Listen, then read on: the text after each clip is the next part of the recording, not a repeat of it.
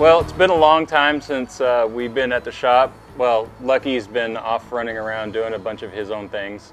And in case you guys haven't heard, I had a massive heart attack about 3 months ago, quintuple bypass surgery. I feel so much better. I feel 100%. I'm healed. Now that I'm healed and went through the healing process, we're back onto this thing a little bit and continuing the series and trying to get this thing done as best we can. Just getting back into the swing of things, we kind of went through everything that the body still needs, the chassis still needs, but we finally had time to organize and get ourselves in here and move some shit around so we could get working.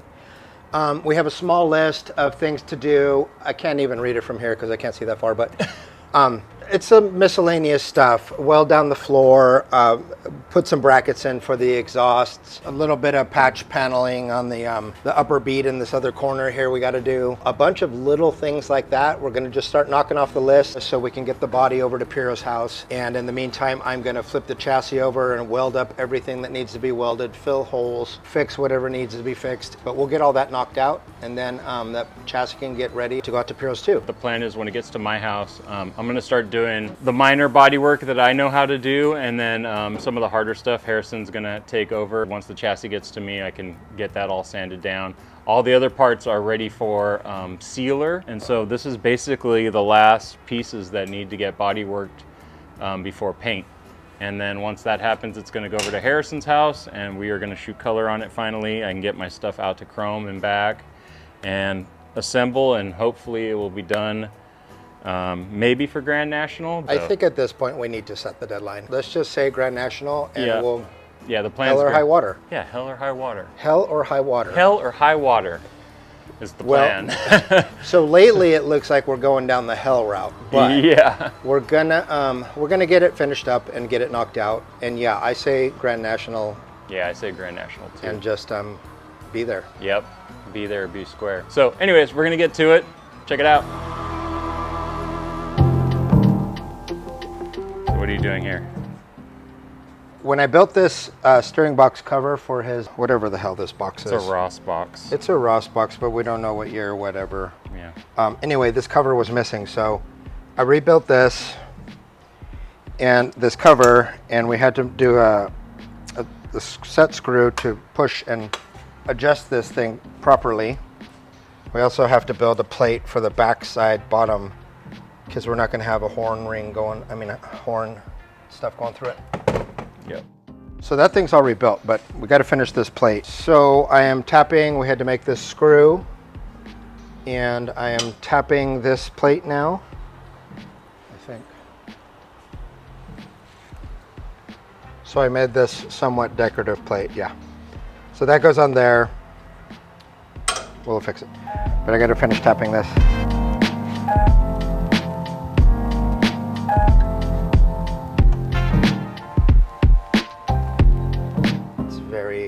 Very concentrated work here. Very tapping it away. And I am the tap master. That's right. Now.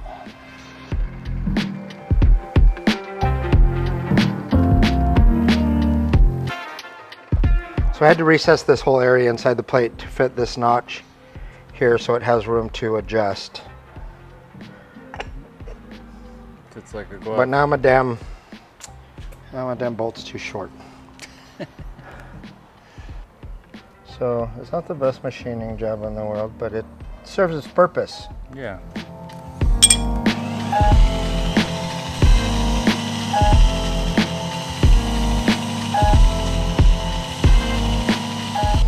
So I'm just getting the rough shape with that. We'll put it in the lathe and clean it up and kind of polish it a little bit so it doesn't have any burrs.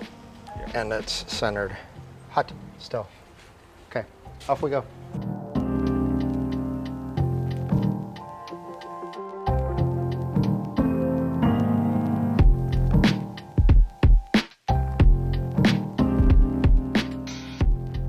We remade that bolt.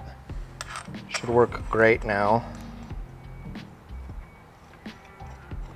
Turns out I didn't have to cut this one at all.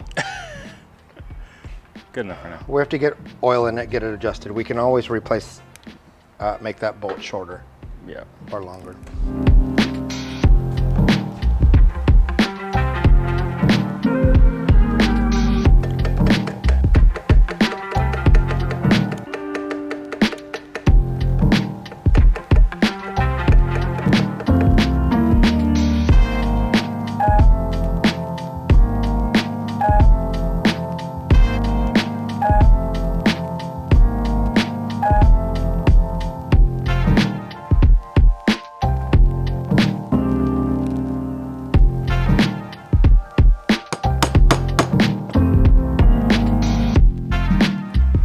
normally this piece of metal is not good. I mean, if it were a factory cap, it would be thicker metal, so at least 1/4 inch. So we'll see what we have scrap laying around to make this cap out of.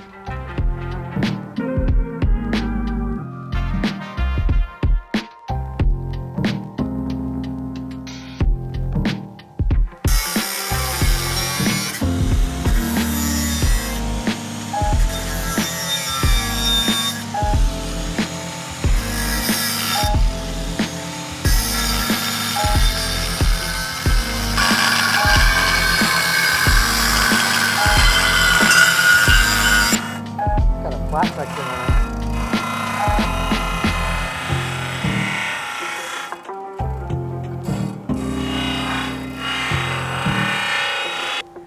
it. We made this little plate for the bottom to cap it off, and now I'm just running a tap through the threads to clean them up.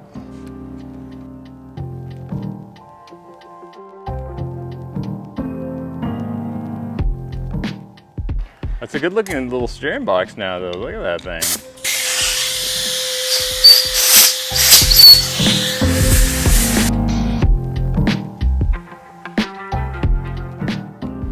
All right, so one of the weird things about this car is that in the back, right on the corner of the rails right here, they had exhaust pipes, and I think it was when it had the flathead in it, it ran sort of a lake pipe, and then he ran the exhaust out the back. Yeah, sort of like this, but not that long, obviously. So they were on the car until Roth bought it. I guess Bob just kind of left them in there. Maybe they were just easier just to leave a little chunk of exhaust in it, but it looked cool. It had these little chrome tips that stuck out for absolutely no reason. So all this is basically for no reason but to have a little shiny chrome tip sticking out. And to annoy Lucky. And until annoy Lucky. So because this is such a superficial thing, I'm going to cut this cross member back about 1/2 inch. So this appears to go back behind and through it as if it were real, but it's real fake. So it's going to slide over to my mark, about a 1/2 inch gap here, 1/2 inch down here, and it's centering in between the end of the frame rails. yeah. So then I'm going to basically do this. We're going to locate this, and I'm going to cut this out, this part of this thing, so it slides back there, and then I'm going to put 2 holes here with bolts welded to the frame itself so that it'll bolt on and just appear like it's exhaust. Just like the photos. Just like that's all it is for photos. Yeah, pretty much. It's not going to work. It's Not not at going to all. huff. There's not going to be any. These will never be blackened inside. I might have to spray paint them. You might have to spray paint them. A little smoke machine inside under your seat. Yeah, for the yeah. Smoke to come Yeah. out. Yeah. No, it'll be all right. We just got to figure out how to locate that, and then the right angle too, down. Yeah. No, they were kicked out a little like a little that. slash Yeah, they sideways, had a little maybe kick. 45 degrees. Yeah, they had a little kick out, a little bit of a kick out. So It'll be all right. yeah, pretty cool.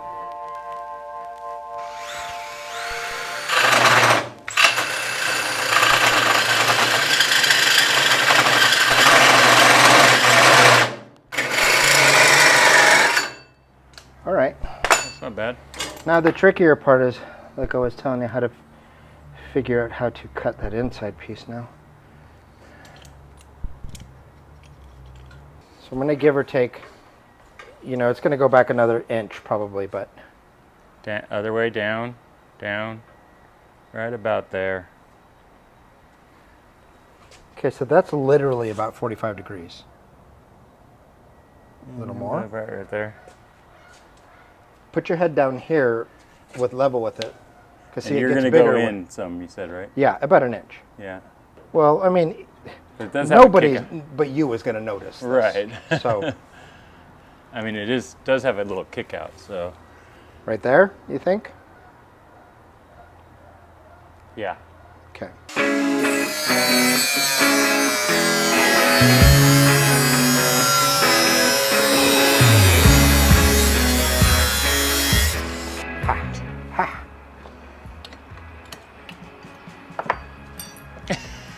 Got me anyway. You know, this shit's hot, right? Yeah. Whoa, whoa, whoa, Whoa, whoa, there it is. Yeah. Nailed it. Looks wonderful. It looks so great.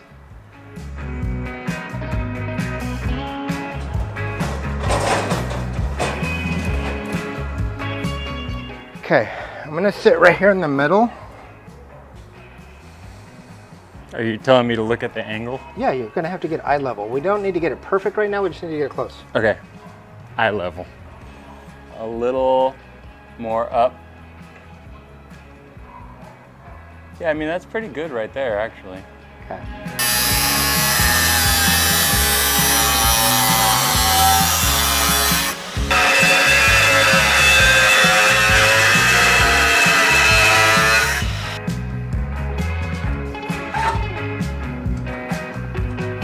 Nice.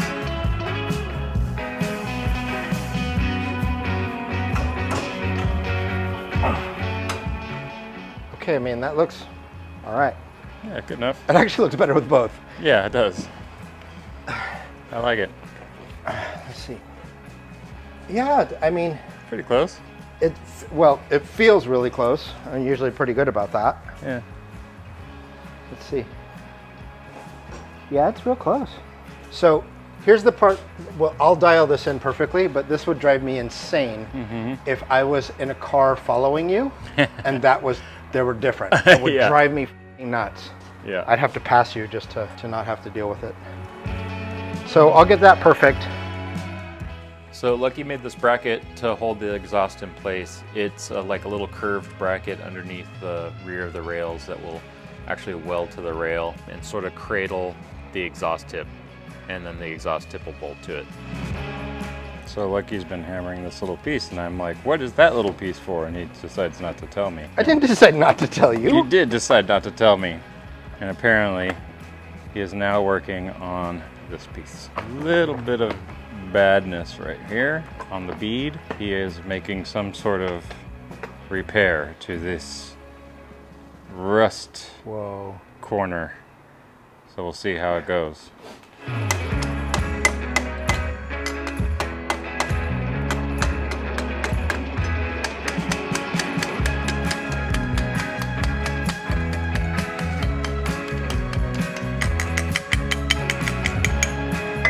Bead.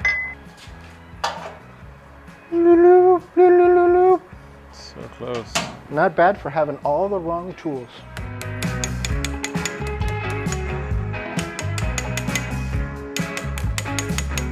Something like that. Well, we'll see. We'll see. I'll get this traced and get it cut out here.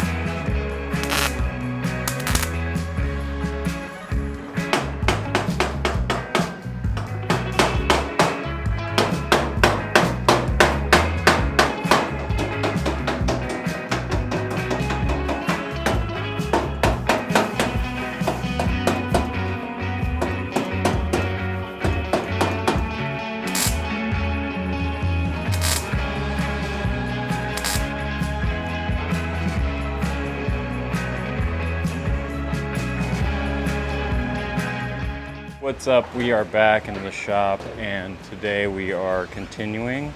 Lucky's been doing a bunch of stuff while I've been at home working, and let me show you. So he's welded in the floor, and basically that's all he's done. I brought my grill because we need to make a new grill trim. I brought my gas tank in and my dash in. We might need to make a new strap. Bought some marine speakers to they're pretty cool. It's marine speakers and a Bluetooth little amp. Connects to the phone. So basically I mount these two little speakers under here. So I got a little bit of stereo because you know I have to have my music. He's making this little cap piece right now. Piece to cap that off. Yeah, so back at it.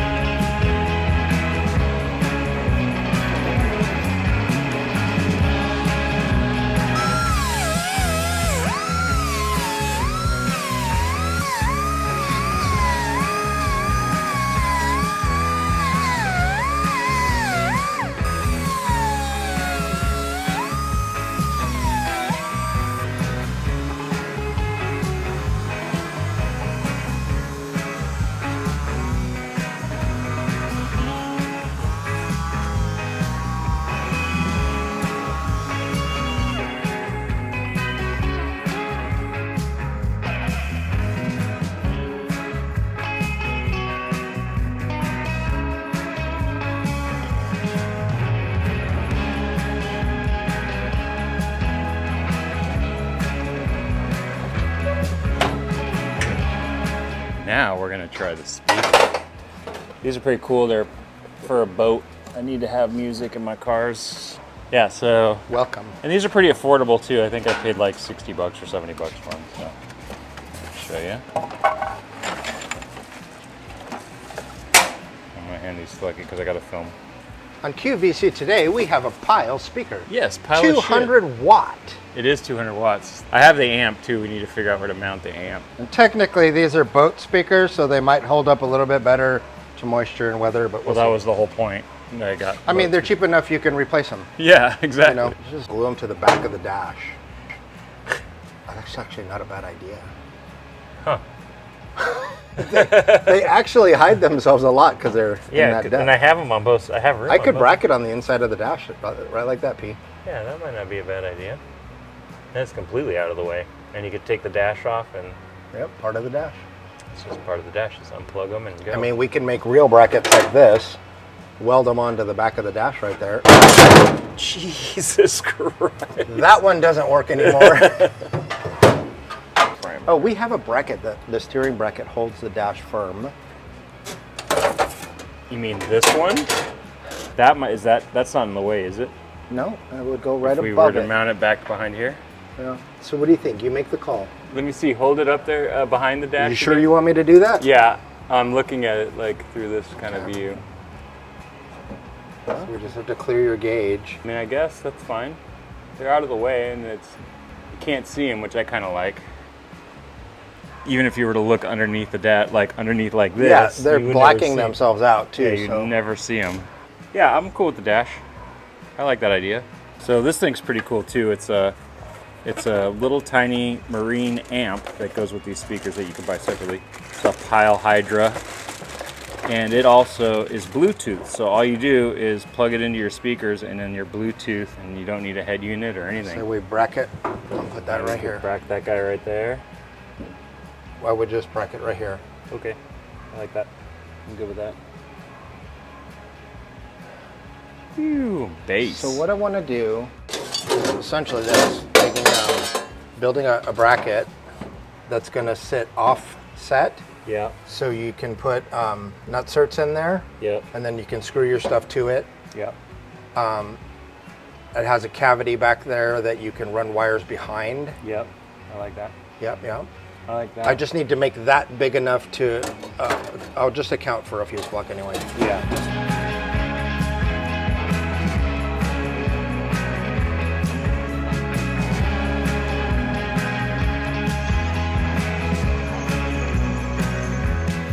Well, what? How's that working? It's working out fantastic.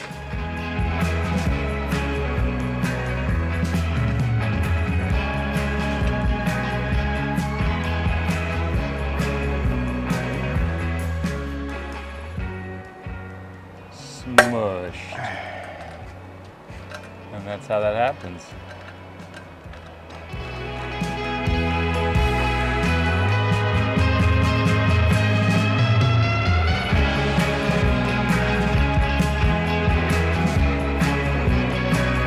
You know, I don't like too much street ride stuff, but I do like music a lot, and I love driving with music, so it's the one thing I asked. So let's look at this.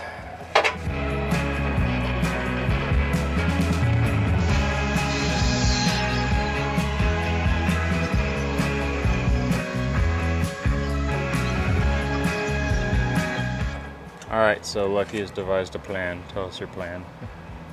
It's being devised as we speak. No, this is a bracket for the speaker. Probably a little bit overkill, but we're going to weld it to the dash. And I don't want it to vibrate loose at some point, so I'm overbuilding it just in case. Have I not dropped everything today? What is going on? It's been the theme.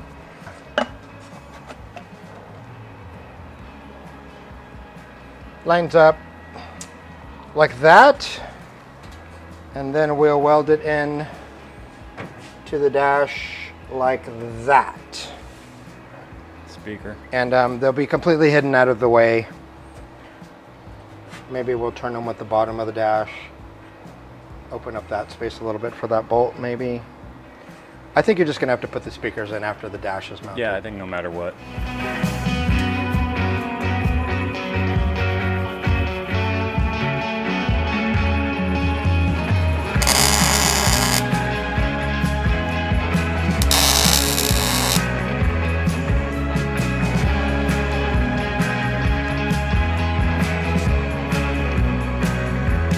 We're gonna do the big reveal. Let's see how bad it is. It's not too bad.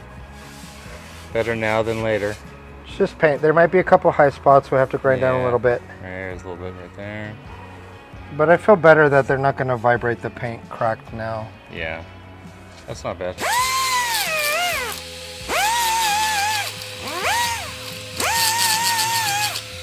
But we didn't warp anything, so that's what I was most worried about. I'm gonna have to put some filler back into it anyways too. Just get it right. It's all good. It's working. But look at that. We heavy duty bracketed this. Wow. Dude. I mean, yeah, it's perfect. Let's mount it this way. Yeah, for sure.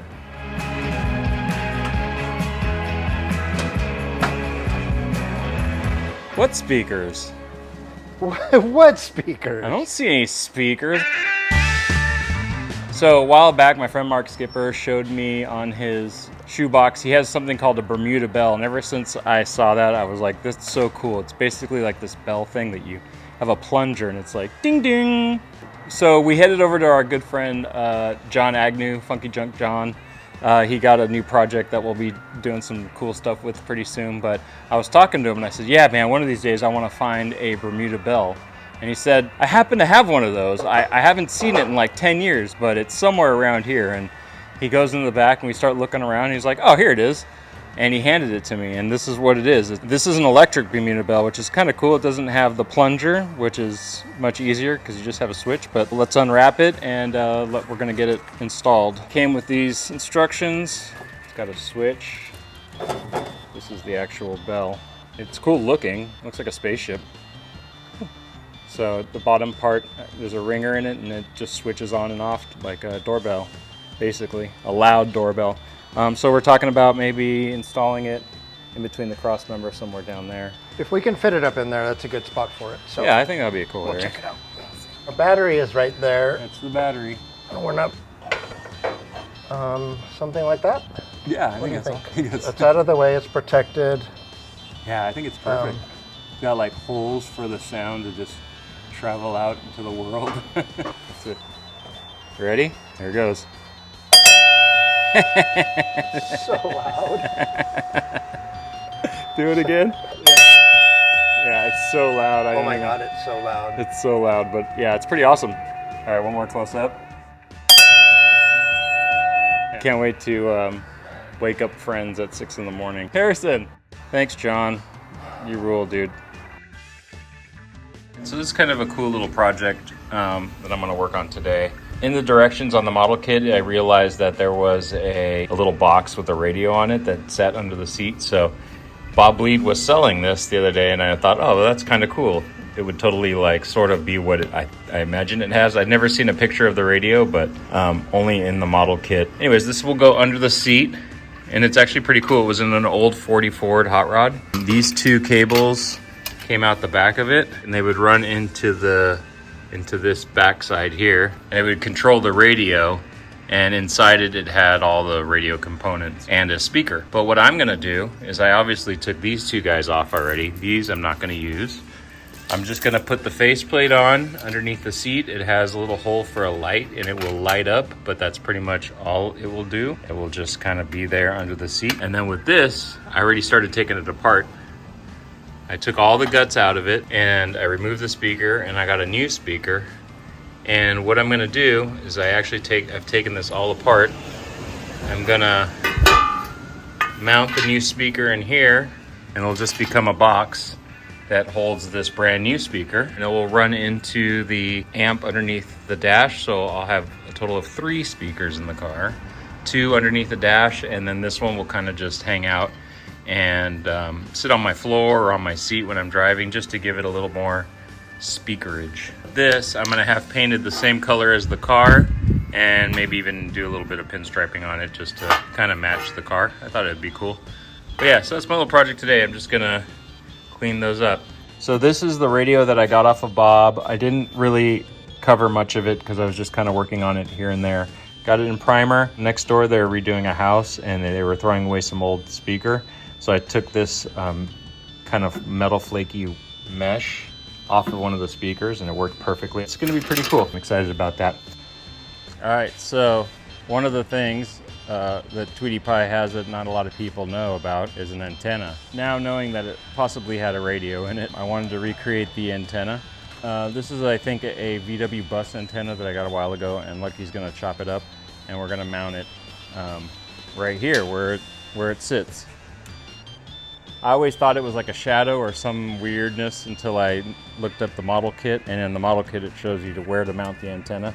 Kind of like having little stupid things like that. Lucky really loves it. It's Lucky's favorite thing to do, these nonsense things. I like watching Lucky work, his little brain work when it comes to things like this because it's not of the normal. So I like to challenge him. Okay, so Pierre and I talked about what he wants it to look like. This is just the wrong size antenna.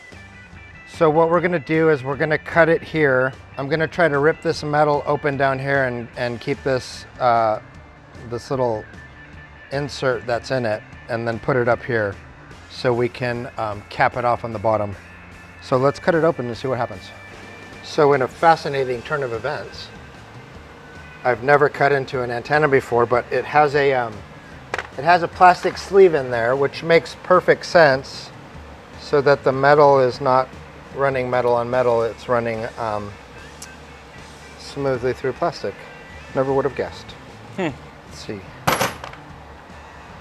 I cut the end of it off first to rip this little piece out. There's a plastic sleeve in there, and now that I have this out, I ripped the thin stainless to expose that. Yeah. We filmed it all, but we don't have it. I forgot to hit record. Somebody doesn't always hit record. So then now I'll trim it back to my line here, and then we'll put this insert back in. And I'm probably gonna build a mount that covers it all up anyway, but we want to give it that little bit of support and a stop for these top pieces. Yep.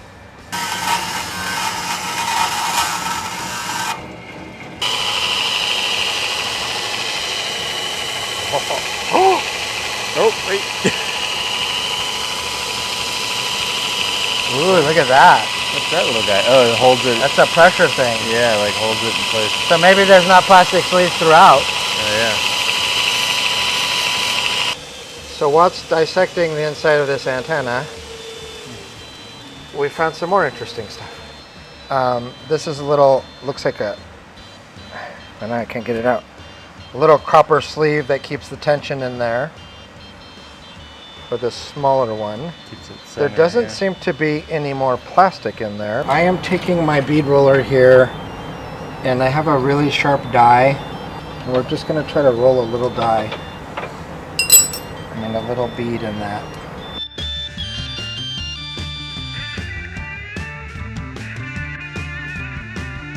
Yeah. Worked pretty good, actually. I had this little piece of stainless hexagon, so we're going to make a couple little mount pieces out of it. Oh, I cut that nice and straight. Look at that. Sweetness. Laser sharp precision.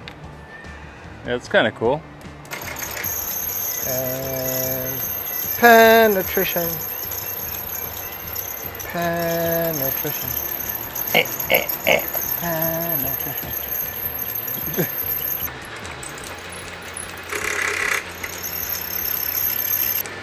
2 hours later. 2 hours later. First of all, don't call me, but I am antenna remodel professional. Yes. Rebuilding antennas. For any of your antenna So- needs. We went through it the first time and shortened it and figured out how to do it. And then Pierre looked up some pictures and it was twice as long as it needed to be. So now, this is our cute little antenna effer. Is it you antenna will. or antennae? This is Because it's so small. Yeah. It's only one. It's 12 inches now. Yeah, definitely. Hey, as a matter of fact, what else? we also built this. I stamped it because I really want my name all over this. So this is our cute little antenna, and if you walk with me, we're going to put some set screws in here to hold the antennae.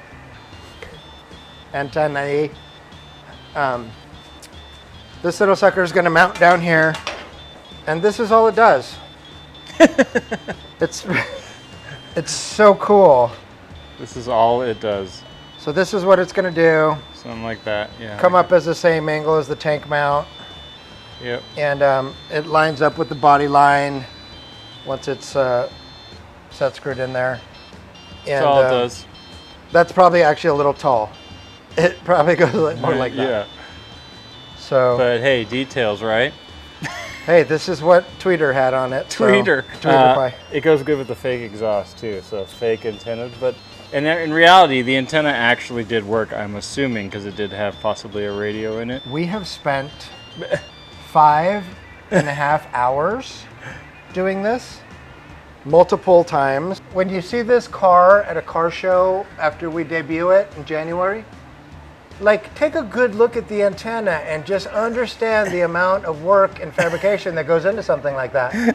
Because, I mean, we're just doing it right. Just doing it right, man. Anyways, it's pretty neat for something that doesn't do anything. It's totally overkill for something that doesn't do anything. It does absolutely nothing. And we're just look like an antenna sticking out. if my shop rate is $100 an hour, we're $500 into that.